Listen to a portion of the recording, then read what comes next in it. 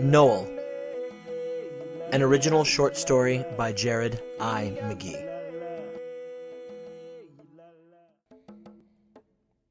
I touched down in Johannesburg, bursting with ambition and excitement.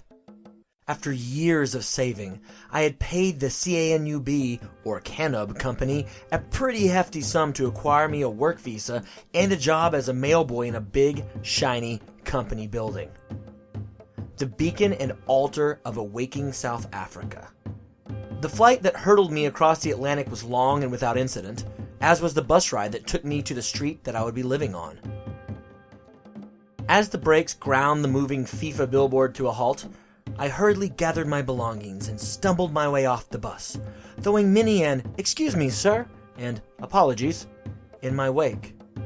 My heart sped as my feet took me down the small step and onto the African soil. In the midst of my internal celebration, my eyes finally got a message through to my brain.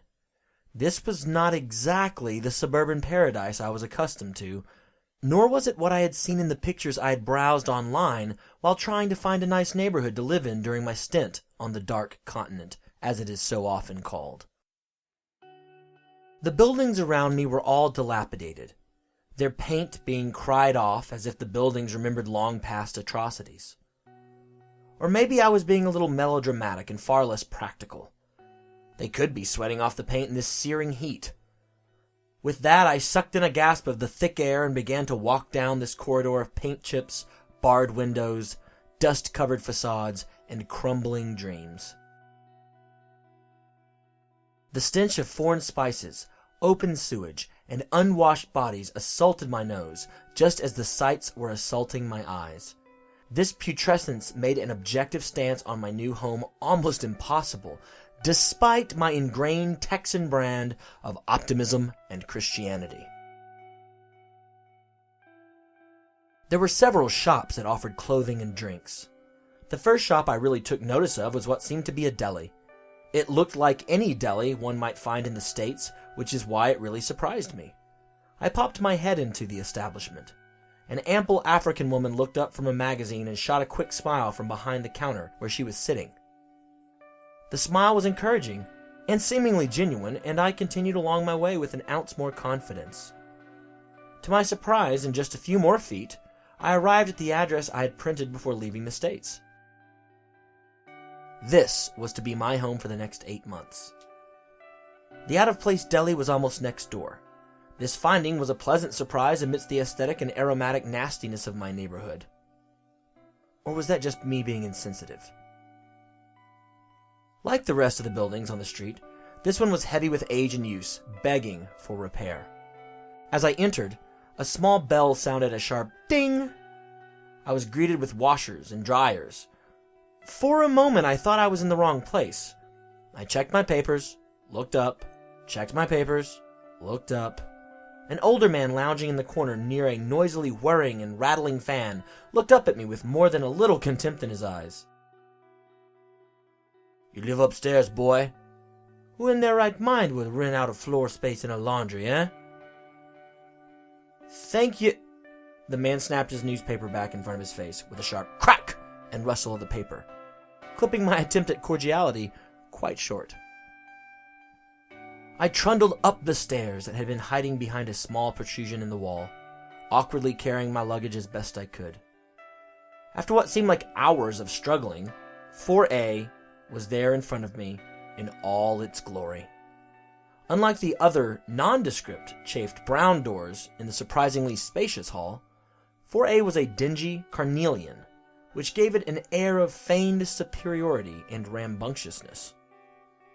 Of course, the only foreigner and white-faced man for miles would have to have a door that stuck out and smacked of empires, their colonies, and atrocities. I pulled out the key that was sent to me in the mail from my phantom landlord and opened my uppity door to find a minimalist's dream. There was a stove in one corner, what looked to be an attempt at a Western-style toilet in another corner, and a small strip of springs and fluff that looked to be a bed in yet another corner. These three features alone took up a great deal of the 100 or so square feet that would shelter me for the next 3/4 of a year. I dropped my luggage and plopped down on my bed. It heaved and groaned, squeaked and squawked, protesting my presence and shifting to get comfortable. After sitting down, it finally occurred to me how exhausted I was. The trip alone was enough to encourage me to sleep a full day away, but when I began to factor in the anxiety about my new situation and the severe increase in that anxiety when I found out where I would be living, it was no wonder that I gave in to my body's petitions and laid my head down to get some rest on this pokey, scratchy, absolutely ramshackle bed. My eyes shot open. I felt like a new man, so I was convinced I had been here sleeping a very long time. I am notorious for Rip Van Winkling, as my mother likes to call my marathon naps. I groggily swung my feet around and to the floor, doing my best to stretch out all the kinks left by the protruding springs and various lumps in the misshapen bed. The next 2 hours saw 4A go from being a sparse, drab room to being something I could tolerate calling home. My bags spewed forth far more than I remember packing. My little room was full to the brim by the time I had completely finished unpacking and rearranging. To my surprise, I actually had a small dresser in my room, if you could call it that. Upon first noticing it, I actually had a pang of fear, thinking that surely I would have noticed that when I came in, and cringing at the thought that my phantom landlord would come in and out while I slept. At any rate, the dresser was there, I was safe, and my clothes had somewhere to reside during my African adventure. This attempt at practical and positive thought was my best attempt at fighting my unusual pessimism and cynicism. To continue my efforts at positivity, I decided to go outside and have a fresh look at my new neighborhood.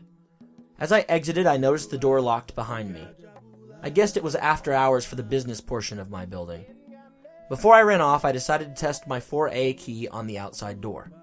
It worked. That confused me a bit, but I was just happy that I hadn't already locked myself out of my building on my first night. By this time, the searing skies had gone to rest for the night, and it was dark outside. Quite dark. The street only had one streetlight flickering off in the distance. The lights from some of the shops gave a bit of a dim gauze around the street, allowing me to make out my surroundings. It did not take me long to realize that this fresh look was indeed changing my perception of the area. I was terrified by what I saw.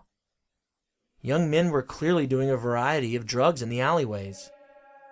The smells of various smokes professed to that. Young women either scampered to their destinations with their heads bowed, or strutted and flaunted with confidence and pride while wearing next to nothing.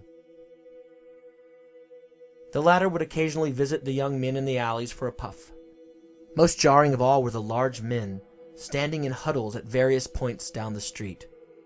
These guys were not the sort I would have had the confidence to walk past in my nice, comfortable, very white, very well-policed suburban town back home in Texas. Maybe I was being unfair. With that realization, I became aware that I had walked a good 50 yards down from my door amidst my musings, and quickly turned to go back toward my door above the laundromat. The people in the street suddenly began to notice me, as if they could smell my fear. Their heads began to turn to face me. They paused their revelries to see the minnow in a den of sharks swim past, clearly out of place and uncomfortable. For my part, I kept walking, trying to keep my face forward and my step quick but unhurried and free of panic.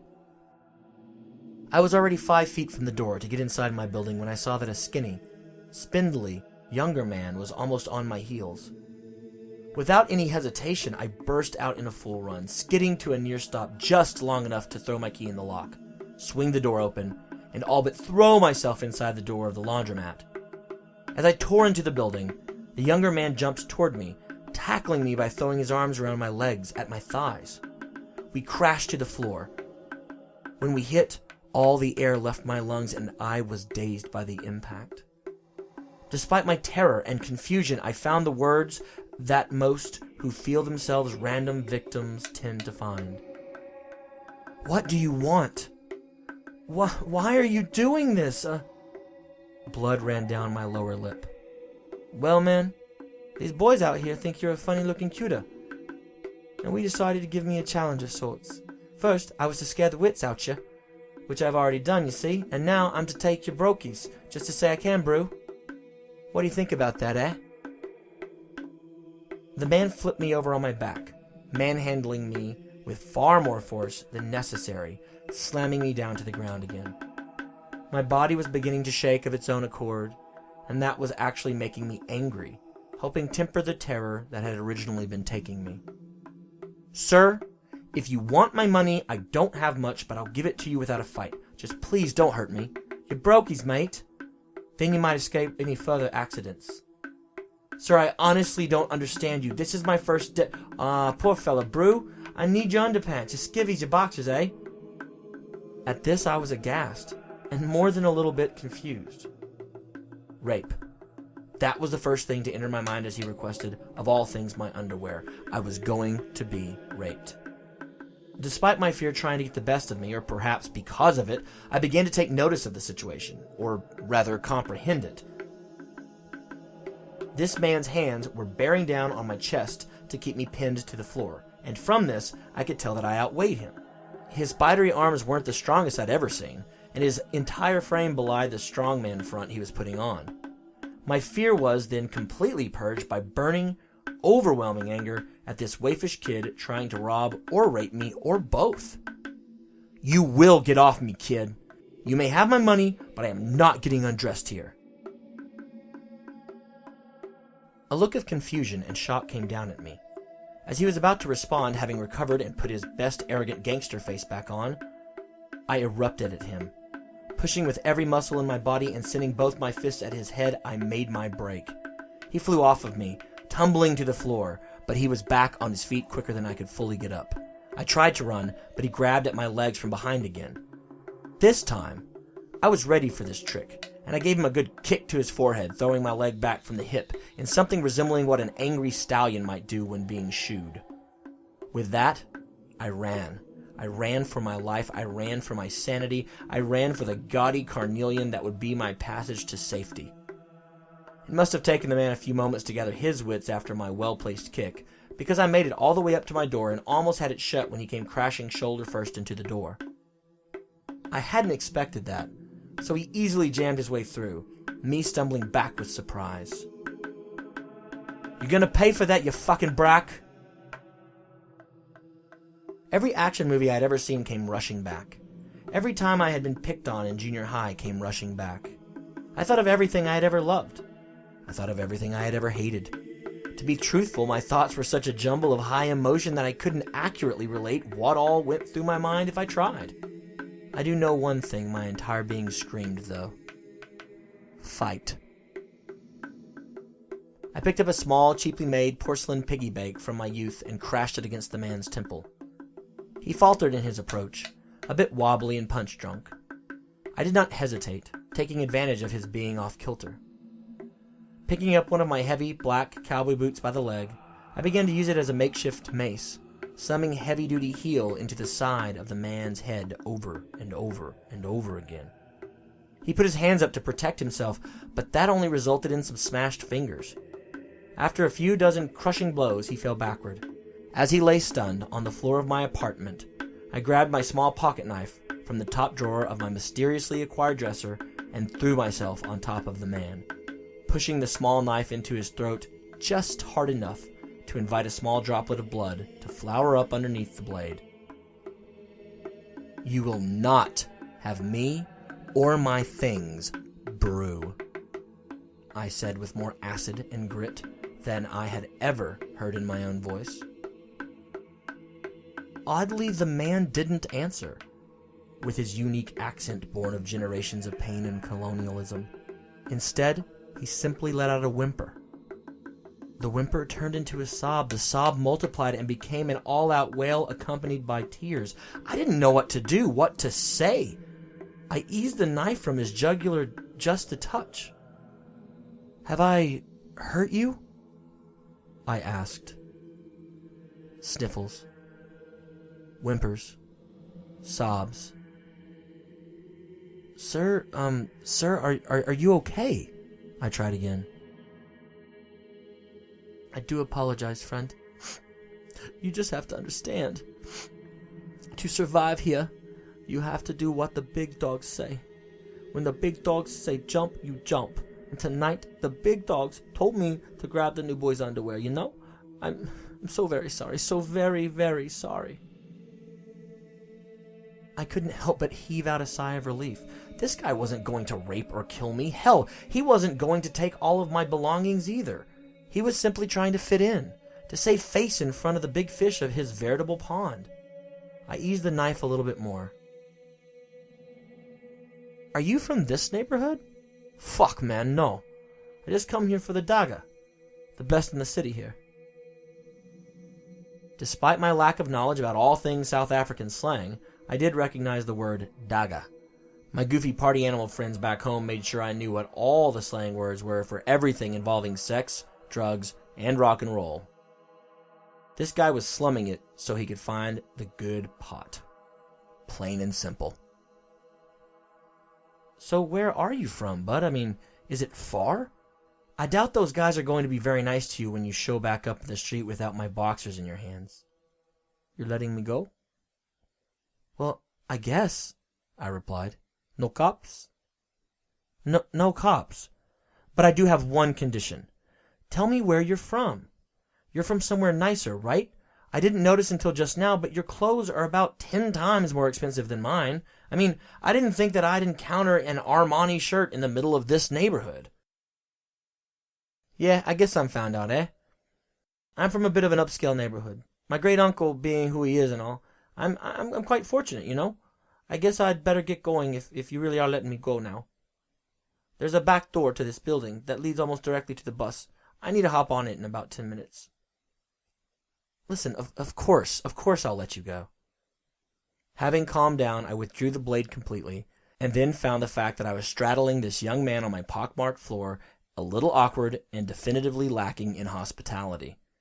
I offered a hand, he took it, and in a flash we were standing face to face. I offered my hand again, this time in a shake, and said, My name is Landon. Landon Taylor. You can call me Isaac, bro, he said with an ear-to-ear grin. It's very nice to meet you, El. And let me tell you, you put up a good fight, bro. I couldn't help but chuckle. Here was my first real encounter in Africa. It was complicated as the continent and all its political machinations, but also like Africa, it sort of worked. Here I was, laughing with my would-be mugger and rapist. There was no way my friends and family back home would understand or believe this. We shook hands again, and I realized that he had just said that he needed to get to a bus. Isaac, we'd better get you out of here, else you're going to miss your bus and be stuck here at this dump for an evening. That Armani shirt says you're not used to roach motels like this. Yeah, I really should get going, El. You're right. And honestly, mate, I'm sorry. I can't believe those guys got me to attempt such a mampara prank. Apologies, really. He offered his hand to me yet again. Isaac, I appreciate it. Just keep out of trouble, all right, man? And don't scare any more foreigners on their first day. At least wait till day 2 to try to steal their underwear. We both laughed at that. Together. I offered to walk Isaac down, and he seemed to think that this was a good idea. The bus corral was behind my building, so we exited in the rear, and were all but on top of the place where Isaac needed to wait. As we walked, we chattered back and forth, getting to know one another on a better than attacker-attackee level. In all honesty, Isaac and I were a lot alike. He had just made a bad decision due to a potent cocktail of substances and peer pressure. It's not like I hadn't done that too many times than I cared to admit. 2 dim lights and a loud spattering began to crawl closer to us as we arrived at the bus stop. Isaac looked at me, and I knew he was about to apologize again. As with most everything since I began this adventure, I was wrong. You know, Landon, he said with profundity, my great-uncle always speaks of 2 roads that lead to anyone's dreams and goals. Tonight I think you and I found 2 roads together, goodness and forgiveness. Those are what he calls them. I appreciate your willingness to be good and to forgive. I really appreciate that, Isaac. You know, I think I've heard that quote somewhere before. Doesn't that sound crazy? Isaac barked a laugh. Ha! Nah, bro. It's hard not to know that things my uncle says. People quote him like they do the Bible, especially around here. Thankfully, he's as much my uncle as you are. If I were his nephew, I'd not have a life of my own. Well, I've got to go. I can't say that it was nice meeting you, but it was definitely nice getting to know you. I'll swing by sometime, now that I know where you live. I'll help you get to know the place, so maybe you can avoid brokey thieves from here on out. He climbed into the bus as I let out a, "Later, Isaac." Since it was already quite late, he was the only passenger, and the bus left quickly after he jumped on. I made my way back to the back door of my building, marveling at the insanity of the evening.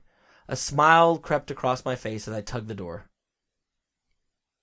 It didn't budge. I tugged again. Nothing.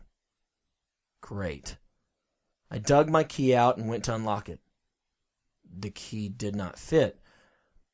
My key had worked on my door and the front door, so naturally I'd assumed it would open the back door.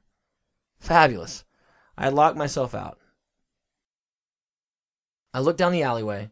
The buildings were so close together, and the alleys were so jam-packed. I was going to have to go the long way around. Grumbling and feeling my anxiety begin to rise anew, I began to walk at a quick clip around the end of the street to make my way toward my building again. The streets were no less crowded than they were originally. Every nefarious girl and guy that had been out before was there, and from the look of things, they had each brought a friend or two out as well. I felt my already fast pace speeding up, but I was trying as I had before not to run. Then, out of the corner of my eye, I saw one of the larger men emerge out of the shadows to my right.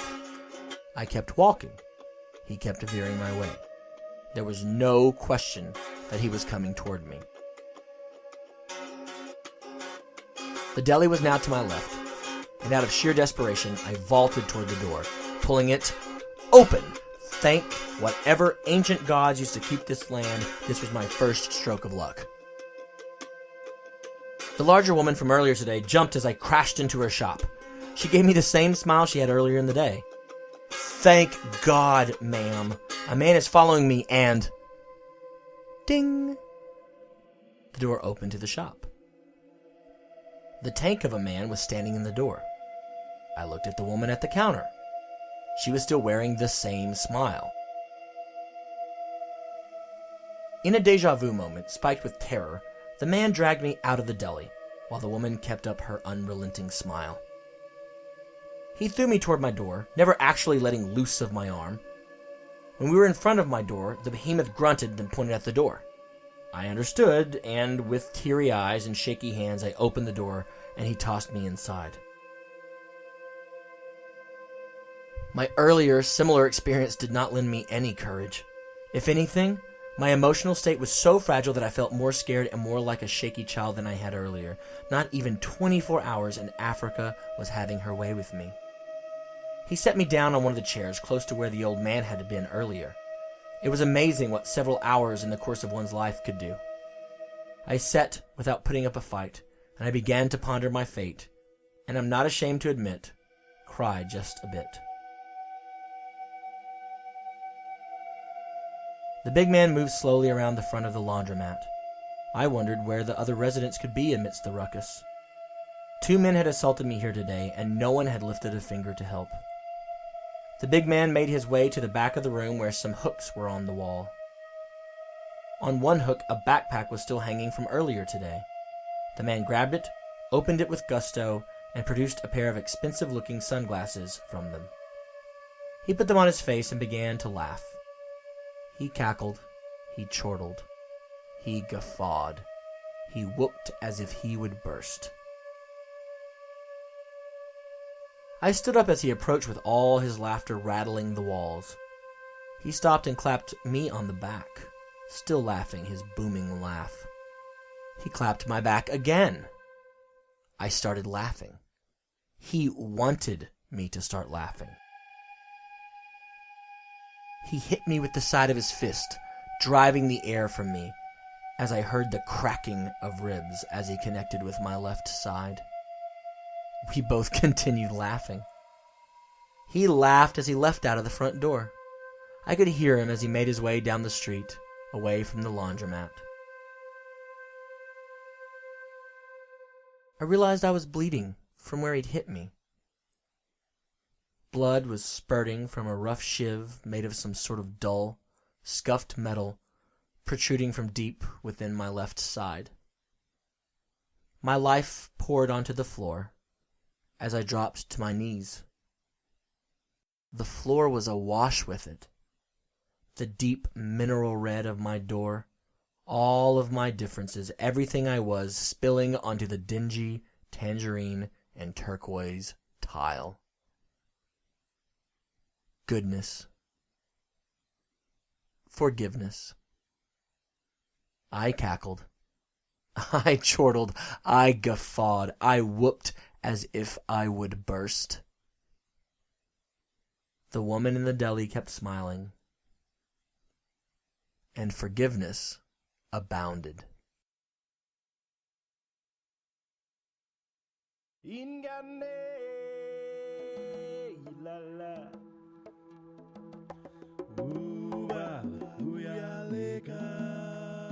Thank you for listening to Nogal, an original short story by me, Jared I. McGee.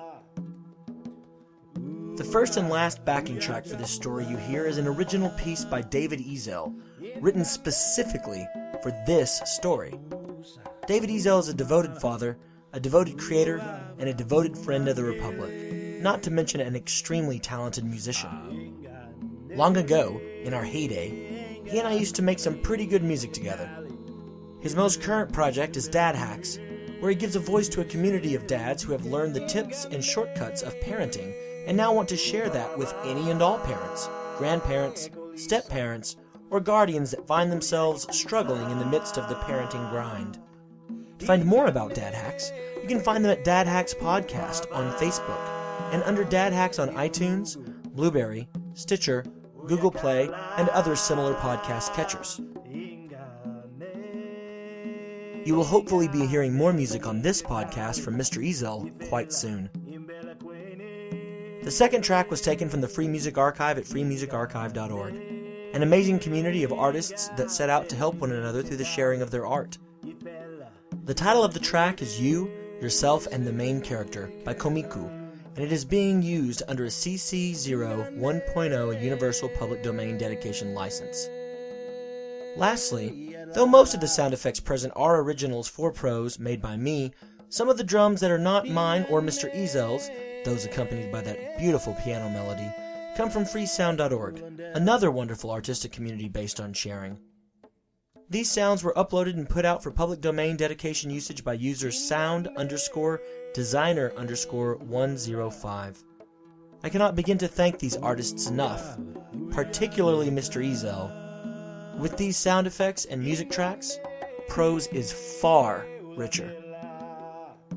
Next up on Prose, Gravediggers, the last story in our series from Nicholas B. Morris. Stay tuned.